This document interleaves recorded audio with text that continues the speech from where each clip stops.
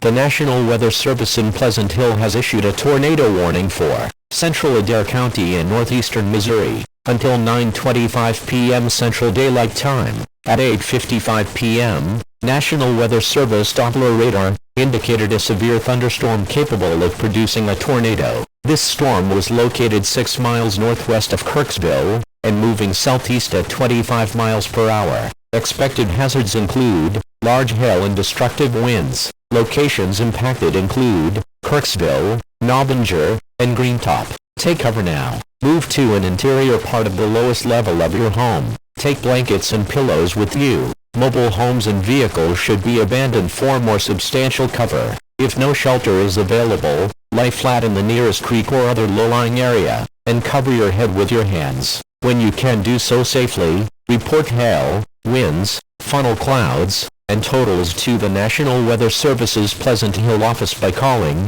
1-816-540-6021.